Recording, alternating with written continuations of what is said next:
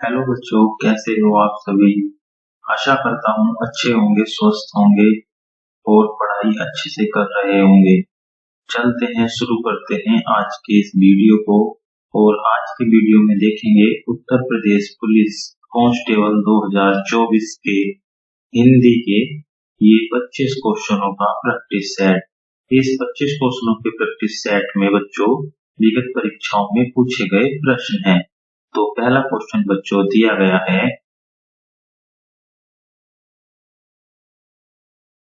वस्तु का बहुवचन रूप क्या है।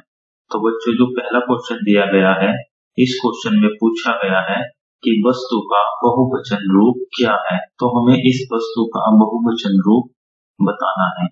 इसके चार ऑप्शन दिए गए हैं बच्चों। पहला ऑप्शन दिया गया है वस्तुएं, दूसरा ऑप्शन दिया गया है वास्तव और तीसरा ऑप्शन दिया गया है वस्तुओं और फोर्थ ऑप्शन दिया गया है वस्तुओं। तो बच्चों इन चारों ऑप्शनों में से एक क्वेश्चन राइट है, उसका जवाब आपको बताना है।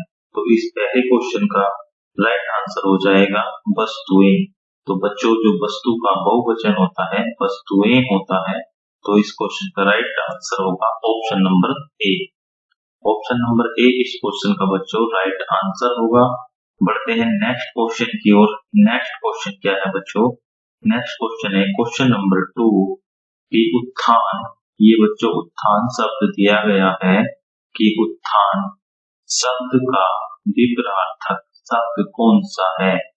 तो उत्थान का विपरीतार्थक शब्द हमें बताना है, यानी उत्थान का हमें विलोम शब्द बताना है। ठीक है, तो उत्थान का विलोम शब्द क्या होगा, इसके चार ऑप्शन दिए गए हैं।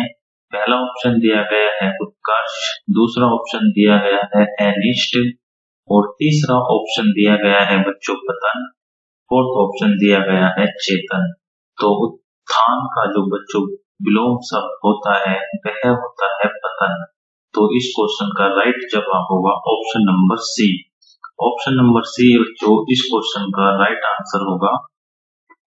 बढ़ते हैं नेक्स्ट क्वेश्चन की ओर।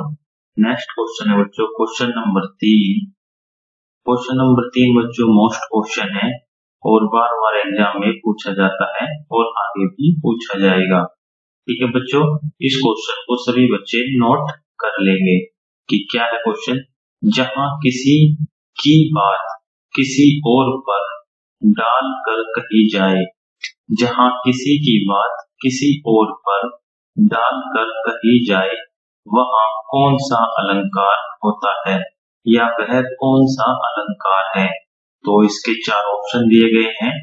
पहला ऑप्शन दिया गया है बच्चों अनियोक्ति अलंकार, दूसरा दिया गया है दृष्टांत अलंकार और थर्ड ऑप्शन दिया गया है बच्चों असंगति अलंकार और फोर्थ ऑप्शन दिया गया है अतिशयोक्ति अलंकार।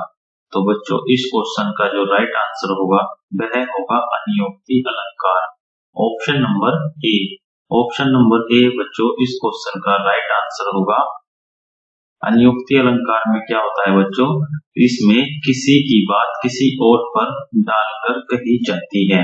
ठीक है बच्चों, मोस्ट क्वेश्चन है, बार बार एग्जाम में पूछा जाता है। बढ़ते हैं नेक्स्ट क्वेश्चन की ओर। नेक्स्ट क्वेश्चन है क्वेश्चन नंबर 4। क्वेश्चन नंबर 4 है बच्चों, इस ग्रंथ को इतिहास की, यहाँ हमारा ये रिक्त स्थान दिया गया है, से भी एक महत्वपूर्ण रचना माना गया है। तो बच्चों ये रिक्त स्थान दिया गया है, इस वाक्य में आपको इन चार ऑप्शन में से इसे भरना है। ठीक है, इन चारों ऑप्शन में से इसमें क्या आएगा।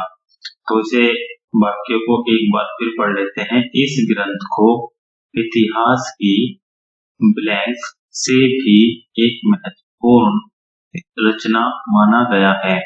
तो पहला ऑप्शन है पन्ने, दूसरा ऑप्शन दिया गया है तुलना, तीसरा ऑप्शन दृष्टि और फोर्थ ऑप्शन और। तो बच्चों इसका जो राइट जवाब होगा, इसका राइट आंसर होगा ऑप्शन नंबर सी होगा। ऑप्शन नंबर सी इस क्वेश्चन का राइट आंसर होगा, यानी इतिहास की दृष्टि से। इतिहास की दृष्टि से यानी दृष्टि शब्द अगर हम यहाँ पर भर देते हैं तो ये वाक्य क्या होगा हमारा पूर्ण हो जाएगा। इस ग्रंथ को इतिहास की दृष्टि से भी एक महत्वपूर्ण रचना माना गया है। पढ़ते हैं नेक्स्ट क्वेश्चन की ओर बच्चों। नेक्स्ट क्वेश्चन है क्वेश्चन नंबर 5। क्वेश्चन नंबर 5 बच्चों मोस्ट क्वेश्चन है, एग्जाम में पूछा जा सकता है कि भगवान शब्द का स्त्रीलिंग शब्द दिए गए विकल्पों में से कौन सा होगा। यानी भगवान का हमें क्या फीमेल वर्ड बताना है कि भगवान का फीमेल वर्ड क्या होता है, यानी स्त्रीलिंग शब्द क्या होता है। तो पहला ऑप्शन है भाग्यवान, दूसरा ऑप्शन है भगवती, तीसरा ऑप्शन है भागिनी और फोर्थ ऑप्शन है भाग्यवती। तो बच्चों इन चारों में से जो इसका राइट आंसर होगा वह होगा भगवती, यानी भगवान का जो फीमेल वर्ड होता है भगवती होता है। ऑप्शन नंबर बी इस क्वेश्चन का राइट आंसर हो जाएगा बच्चों। ये बच्चों मोस्ट क्वेश्चन है, एग्जाम में पूछा जा सकता है। बढ़ते हैं नेक्स्ट क्वेश्चन की ओर। नेक्स्ट क्वेश्चन है क्वेश्चन नंबर 6 कि कितनी नावों में कितनी बार रचना को किस पुरस्कार से सम्मानित किया गया है। यानी कितनी नावों में कितनी बार। बच्चों एक रचना दी गई है, कितनी नावों में कितनी बार, ये एक रचना दी गई है। इस रचना को किस पुरस्कार से सम्मानित किया गया है। तो इसके 4 ऑप्शन दिए गए हैं। पहला ऑप्शन दिया गया है ज्ञानपीठ पुरस्कार से, दूसरा ऑप्शन दिया गया है व्यास सम्मान से, तीसरा ऑप्शन दिया गया है सरस्वती सम्मान से और फोर्थ ऑप्शन दिया गया है देव पुरस्कार से। तो बच्चों जो इस क्वेश्चन का राइट आंसर होगा वह होगा ऑप्शन नंबर ए ज्ञानपीठ पुरस्कार। ठीक है बच्चों, ज्ञानपीठ पुरस्कार इस क्वेश्चन का राइट आंसर होगा।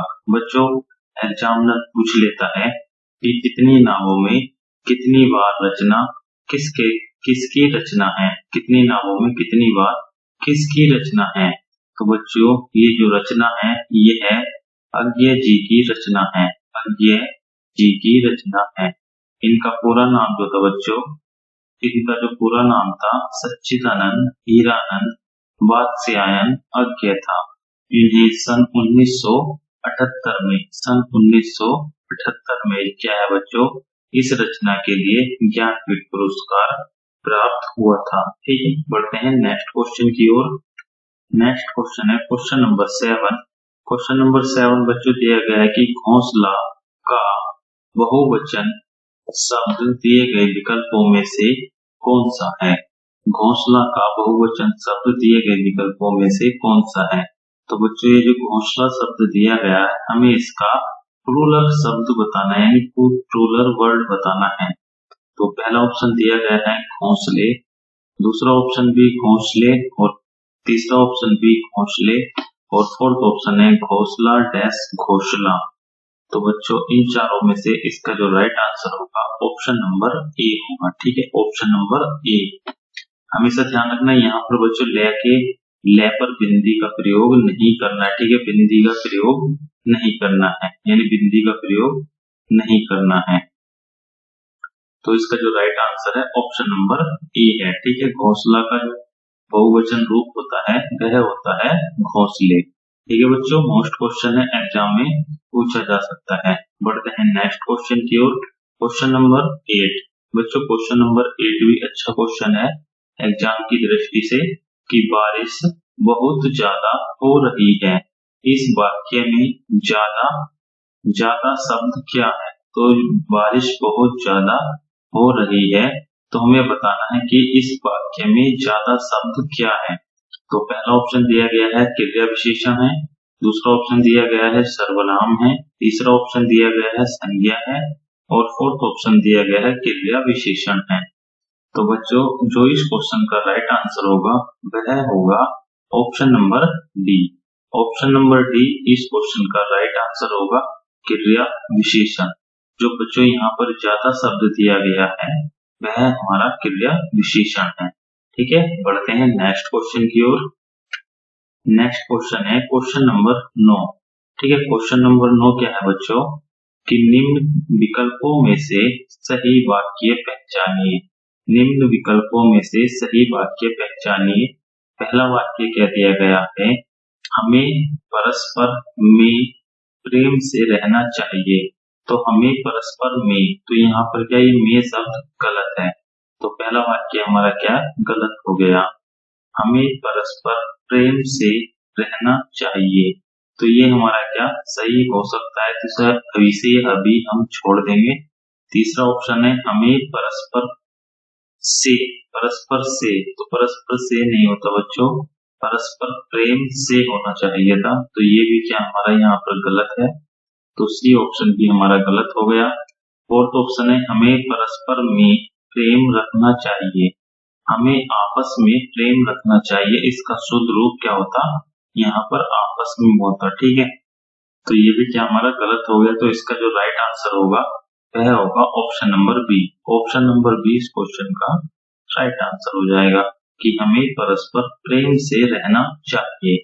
ठीक है बच्चों, बढ़ते हैं नेक्स्ट क्वेश्चन पर। Question number 10। क्वेश्चन नंबर बच्चों 10 मोस्ट क्वेश्चन है, ये कई बार एग्जाम में पूछा गया है।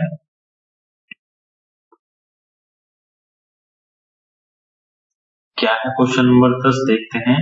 जहां अनेक व्यंजनों की एक बार स्वरूपतः व क्रमशः आवृत्ति होती है, वह कौन सा अनुप्रास अलंकार प्रयुक्त होता है, यानी कौन सा अनुप्रास प्रयुक्त होता है।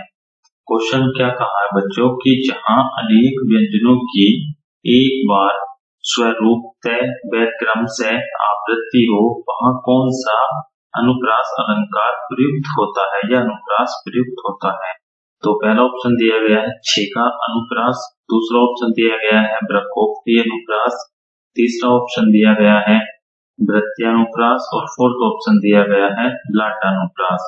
तो बच्चों इस क्वेश्चन का जो राइट आंसर होगा, इसका राइट आंसर होगा ऑप्शन नंबर ए छेकानुप्रास। छेकानुप्रास बच्चों इस क्वेश्चन का राइट आंसर होगा। बच्चों मैं आपको बता दूं कि जितने भी क्वेश्चन मैं आज की वीडियो में लाता हूं, इसकी जो हमारे ये उत्तर प्रदेश पुलिस कांस्टेबल हिंदी के प्रैक्टिस सेट की सीरीज चल रही है, ये सभी जो है विगत परीक्षाओं में पूछे गए मोस्ट व सिलेक्टेड क्वेश्चन है। ये जो आपके लिए मैं लाता हूँ ये बार बार एग्जाम में आते हैं। तो बच्चों अगर आपको ये वीडियो अच्छी लग रही है तो प्लीज चैनल को सब्सक्राइब कर दें और अपने दोस्तों में ज्यादा से ज्यादा शेयर कर दें। ठीक है बच्चों, बढ़ते हैं नेक्स्ट क्वेश्चन की ओर। नेक्स्ट क्वेश्चन है क्वेश्चन नंबर 11। क्वेश्चन नंबर 11 क्या है कि प्लूटो, क्वेश्चन नंबर 11 है कि प्लूटो प्रत्ययवादी या आत्मवादी दार्शनिक थे। प्रस्तुत वाक्य में त्रुटिवाचक शब्द कौन सा है। तो बच्चों एक वाक्य दिया गया है हमारा, ये एक वाक्य दिया गया है कि प्लूटो प्रत्ययवादी या आत्मवादी दार्शनिक थे। तो इस वाक्य में क्या एक शब्द गलत है, उस शब्द को हमें बताना है। तो इसमें पहला शब्द दिया गया आत्मवादी, तो आत्मवादी क्या हमारा सही लिखा हुआ है। ठीक है बच्चों, आत्मवादी क्या सही लिखा हुआ है। दूसरा दिया गया प्लेटो, तो प्लेटो भी सही लिखा गया है। तीसरा दिया दार्शनिक, तो बच्चों ये जो दार्शनिक है ये हमारा गलत लिखा हुआ है और प्रत्ययवादी जो है ये भी हमारा सही लिखा हुआ है। तो इसको हमें बताना था इसमें त्रुटिवाचक, तो त्रुटिवाचक शब्द कौन सा है, तो ऑप्शन नंबर सी है। ठीक है, ऑप्शन नंबर सी इस क्वेश्चन का राइट आंसर हो जाएगा। ठीक है, दार्शनिक जो है बच्चों यहाँ पर ये गलत लिखा हुआ है। जो दार्शनिक लिखा जाता है बच्चों इस प्रकार लिखा जाता है। ठीक है, तो जो रा होता है ये दा सा के ऊपर लगता है, न कि कै के ऊपर। ठीक है, तो इस क्वेश्चन का राइट आंसर हो जाएगा ऑप्शन नंबर सी। बढ़ते हैं नेक्स्ट क्वेश्चन की ओर। क्वेश्चन नंबर 12 देखते हैं बच्चों क्या है। क्वेश्चन नंबर 12 है कि निम्न विकल्पों में से सही वाक्य पहचानिए। निम्न विकल्पों में से सही वाक्य पहचानिए। तो पहला ऑप्शन दिया गया कि पद्मावत के रचयिता तुलसीदास हैं। बिल्कुल गलत बच्चों, पद्मावत के जो रचयिता हैं वह तुलसीदास नहीं है। तीसरा ऑप्शन दिया गया कि पद्मावत के रचयिता कबीर हैं। ये भी बच्चों गलत है, कबीरदास भी पद्मावत के रचयिता नहीं है। और फोर्थ ऑप्शन दिया गया कि पद्मावत के रचयिता बिहारी हैं। नहीं बच्चों, बिहारी भी क्या है, पद्मावत के रचयिता नहीं है। तो बचा कौन सा ऑप्शन? ऑप्शन नंबर बी कि पद्मावत के जो रचयिता हैं वह हमारे मलिक मोहम्मद जायसी हैं। तो ऑप्शन नंबर बी इस क्वेश्चन का राइट आंसर हो जाएगा। ठीक है बच्चों, जो बिहारी जी हैं, बिहारी जी ने क्या लिखी है? बिहारी सतसई लिखी है, बिहारी सतसई। ठीक है, ध्यान रखना किस बिहारी सतसई किसने लिखी है? तो बिहारी लाल ने लिखी है। और इसमें क्या है बच्चों? 700 दोहों का संकलन है। यह क्या है? 700 दोहे का संकलन है, क्योंकि बिहारी जी ने एक ही मात्र रचना लिखी है, बिहारी सतसई, जिसमें उन्होंने क्या है? 700 दोहे अपने लिखे हैं। तो बिहारी सतसई बिहारी जी के द्वारा लिखी गई है। और जो बच्चों बीजक है, जो बीजक है ये हमारे कबीरदास के द्वारा लिखी गई है। ठीक है, बीजक जो है बच्चों कबीरदास के द्वारा लिखी गई है। पढ़ते हैं नेक्स्ट क्वेश्चन की ओर। नेक्स्ट क्वेश्चन है क्वेश्चन नंबर 13। क्वेश्चन नंबर 13 क्या है बच्चों? कि अंचल किस साहित्यकार का उपनाम है? अंचल किस साहित्यकार का उपनाम है? ठीक है बच्चों, क्वेश्चन नंबर 13 मोस्ट क्वेश्चन है, एग्जाम में पूछा जाएगा कि अंचल जो है किस साहित्यकार का उपनाम है। ठीक है, तो इसके 4 ऑप्शन दिए गए हैं। पहला दिया गया है बालकृष्ण शर्मा, दूसरा दिया गया है कि बद्रीनाथ भट्ट, तीसरा दिया गया है रामेश्वर शुक्ल और फोर्थ ऑप्शन दिया गया है हरिवंश राय। तो बच्चों इस क्वेश्चन का जो राइट आंसर है वह होगा रामेश्वर शुक्ल। रामेश्वर शुक्ल इस क्वेश्चन का राइट आंसर है। ऑप्शन नंबर सी इस क्वेश्चन का राइट आंसर हो जाएगा कि जो अंचल साहित्यकार है वह कौन है? रामेश्वर शुक्ल है। बढ़ते हैं नेक्स्ट क्वेश्चन की ओर। नेक्स्ट क्वेश्चन है बच्चों क्वेश्चन नंबर 14। क्वेश्चन नंबर 14 है कि प्रस्तुत पंक्ति को हमें क्या करना है? पूर्ण करना है, यानी इसे कंप्लीट करना है। यहाँ दिया गया है एक, उसके बाद ये रिक्त स्थान दिया गया है, फिर दिया मोतियों से, फिर हमारा रिक्त स्थान दिया गया है। तो इसमें क्या आना चाहिए? जाल कोमा जड़ा, पहला ऑप्शन। दूसरा ऑप्शन है घड़ा कोमा खड़ा, ये भी नहीं। तीसरा है थाल कोमा जड़ा, तीसरा ऑप्शन। फोर्थ ऑप्शन है बूंद और जड़ा। तो बताइए बच्चों इस क्वेश्चन का क्या राइट आंसर होगा?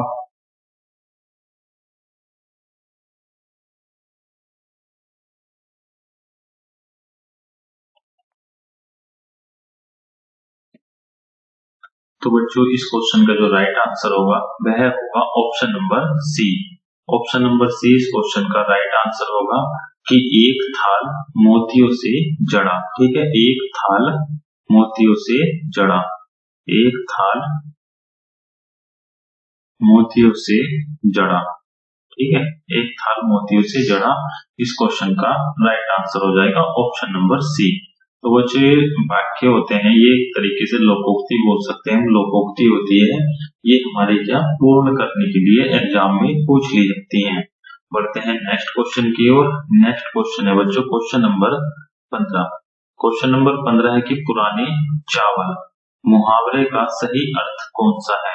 तो हमें पुराने चावल मुहावरा, ये पुराने चावल क्या है बच्चों? मुहावरा है और हमें इसका अर्थ बताना है।